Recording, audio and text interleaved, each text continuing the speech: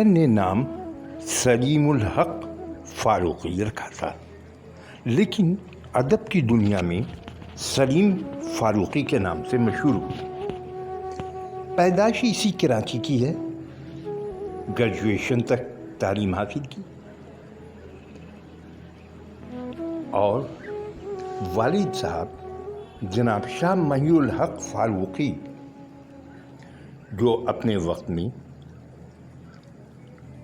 ادب کی دنیا میں ایک نام رکھتے تھے، فقاہیہ کالم بھی لکھتے تھے، مترجم بھی خوب تھے۔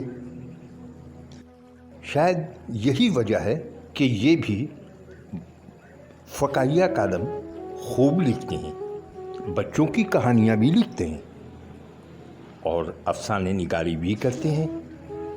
افسانچہ نگاری میں بھی اپنا ایک مقام رکھتے ہیں اور خوب لکھتے ہیں۔ تو آئیے ہم چلتے ہیں ان کے افسانچوں کی جانب۔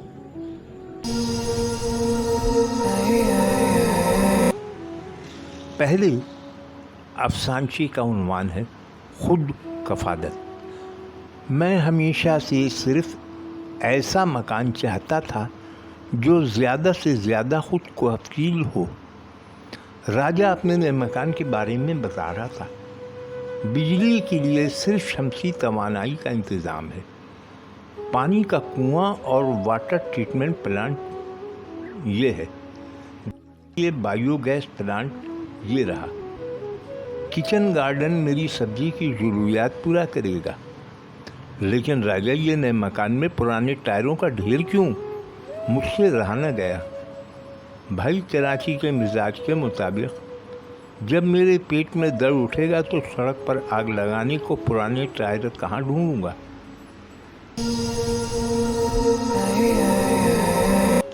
سلیم فاروقی کا ایک اور افسانچہ سنتے ہیں، عنوان ہے اللہ کا شکر۔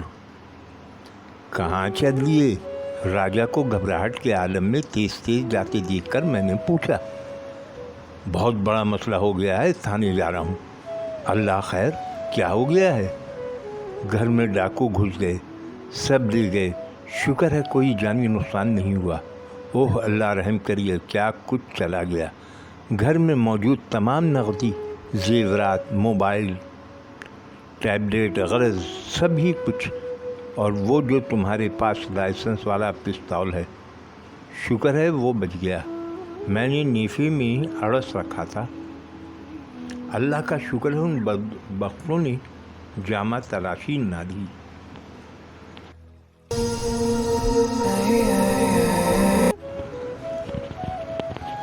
اب ہم سلیم فاروقی کا افسانچہ قیمتی تحفہ سنتے ہیں۔ میری ہر عید ان ماؤں کے ساتھ گزرتی ہے جن کو ان کے اپنے بھلا چکے ہیں۔ وزیر بننے کے بعد راجہ بے سہارا بزرگ خواتین کے شیلٹر ہوم میں میڈیا کو انٹرویو دے رہا تھا۔ جن ماؤں کو ان کے اپنے چھوڑ دیتے ہیں، ہم ان کی اولاد بن جاتے ہیں۔ میں نے پہلے ہی اپنی پوری دولت ان ماؤں کے نام کی ہوئی ہے۔ آئیے شیلٹر ہوم کے لیے اپنا قیمتی تحفہ دکھاؤں۔ راجہ ایک کمرے کا دروازہ کھولتے ہوئے بولا، یہ دیکھیں میری ماں پچھلے 5 سال سے یہیں مقیم ہے، ماں سے بڑا کیا اثاثہ ہوگا۔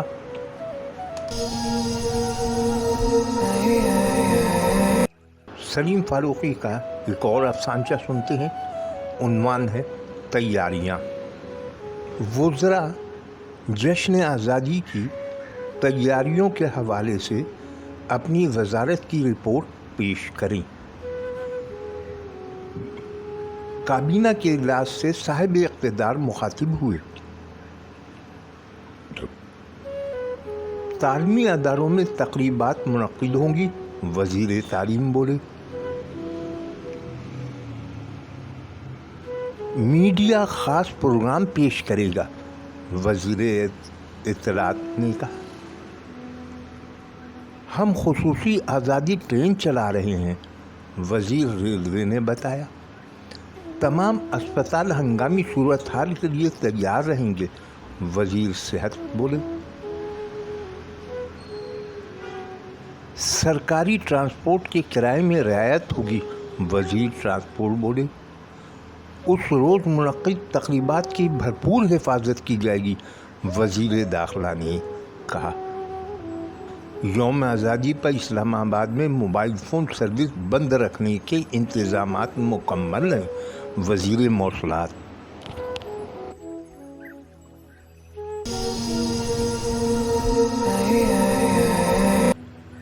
قربتیں اور فاصلے، یہ عنوان ہے سلیم فاروقی کے نئے افسانچے کا۔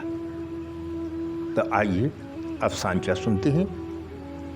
میں نے فیس بک پر اکاؤنٹ بنایا، چند دنوں میں وہاں دوستوں کی تعداد سینکڑوں بلکہ ہزاروں میں بن گئی۔ میں راجہ کو بتا رہا تھا، پھر واٹس ایپ پر اکاؤنٹ بنایا، وہاں بھی ہزاروں سے رابطہ ہے۔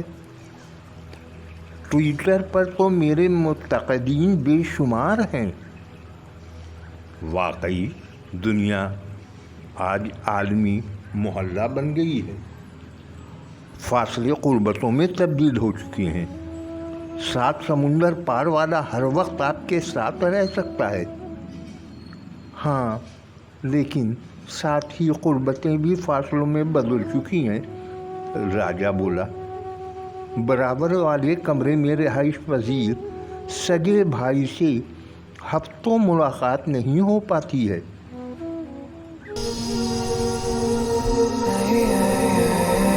اب ہم سنتے ہیں سلیم فاروقی کے افسانچہ بھکارن۔ اے بابو، اللہ تجھے بہت دے گا۔ مارکیٹ میں گھستے ہی بھکارن آن موجود ہوئی۔ معاف کرو مائی، میں نے جان چھوڑانی چاہی۔ دے بابو، اللہ تجھے سیٹ بنائے۔ میرے خیال میں خریدی ہوئی دعاؤں سے میں سیٹ بن جاؤں گا؟ تو دے کر تو دیکھ بابو، کیا تجھے یقین ہے تیری دعاؤں میں اثر ہے؟ ہاں، ہم فقیروں کی دعاؤں میں بہت اثر ہوتا ہے۔ تو پھر تم خیرات مانگتی کیوں ہو، بانٹتی کیوں نہیں ہو؟ دن بھر جتنی دعائیں لوگوں میں بانٹتی ہوں، اس کی آدھی اپنے لیے کر لو تو خیرات بانٹنے لگو۔ وہ بابو بھیک مانگی ہے، مشورہ نہیں۔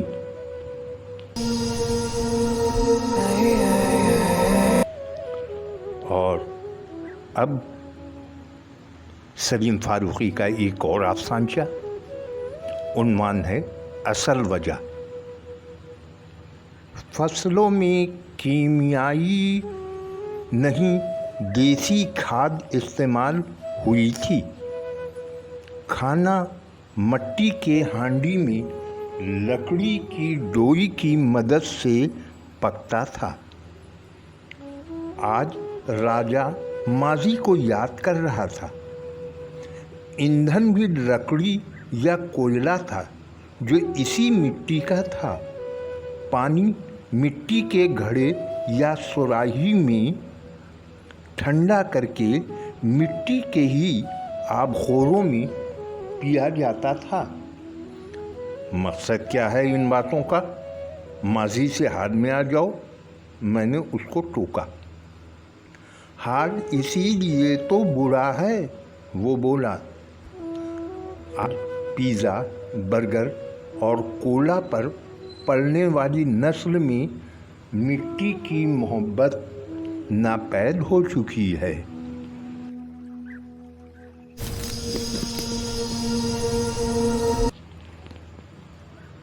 اب ایک اور افسانچہ سنتے ہیں جناب سلیم فاروقی کا، عنوان ہے مینا بازار۔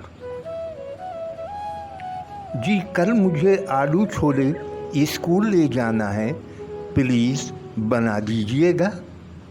रानी ने अपनी अम्मी से फरमाइश की। क्यों भाई, तुम्हारे स्कूल की कैंटीन में आलू छोले नहीं मिलते? मैंने पूछा।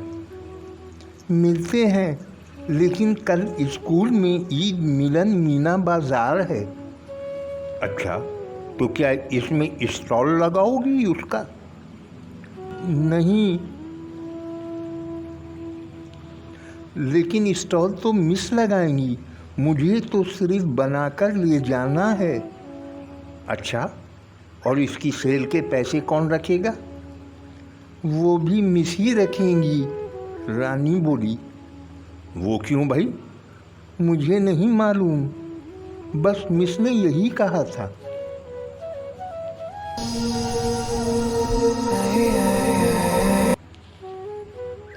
अभी एक और अफसानचा सुनते हैं। उन्वान है अनोखी बीमारी। जी, क्या मसला है आपके साथ? डॉक्टर राजा की तरफ मुतवज्जा होकर बोला।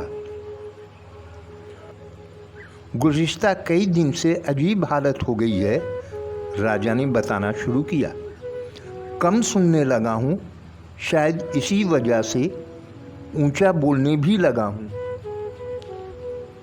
उल्टा चलने लगा हूँ, मुँह शुमाल की जानिब और सफ़र जुनूब को। निगाह इतनी कमज़ोर कि हर इंसान कीड़ा मकोड़ा नज़र आता है। वादे अपनी औकात से बढ़कर करने लगा हूँ। ये मसला कब से है? पिछले दिनों खून चढ़ा था, उसके बाद से ये हालत है। खून किसने दिया था? एक मारूफ सियासतदान ने।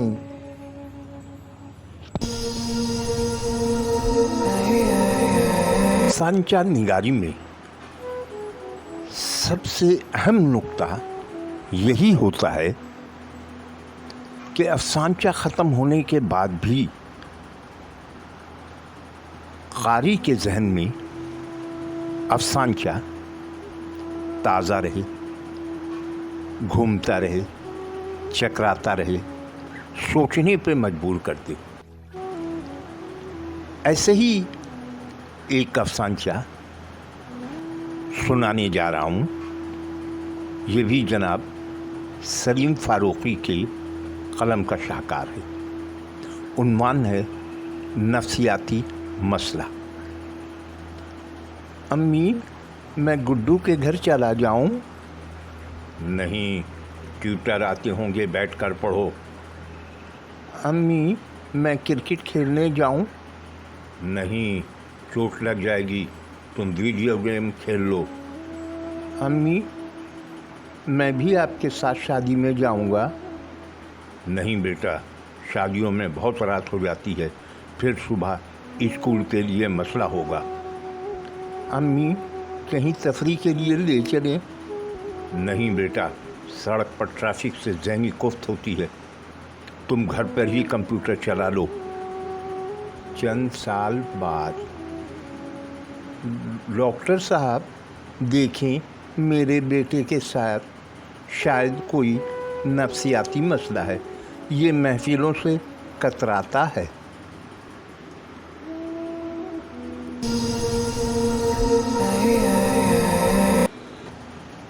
सलीम फ़ारूक़ी का एक और अफसानचा सुनते हैं। उन्वान है अजब मामला है। क्या बात है राजा साहब, आपकी कोई तहरीर नहीं आ रही है?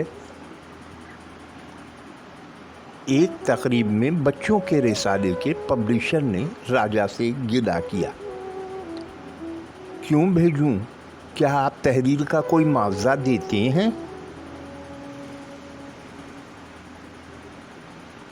जनाब, अब तो कागज़ और प्रिंटर के पैसे भी बमुश्किल ही निकलते हैं। फिर सादा कागज़ रिसाले की शक्ल में जिल्द बनवाकर बेच दिया करें, छपाई का खर्च भी बचाएं। लीजिए, फिर कौन पढ़ेगा? گویا کاغذ، پرنٹر، ایجنٹ اور ہاکر وغیرہ سب کو معاوضہ ملے، اور جس انجن کی وجہ سے یہ پوری ٹرین چلے اسی کو ڈیزل پٹرول نہیں دیں گے آپ۔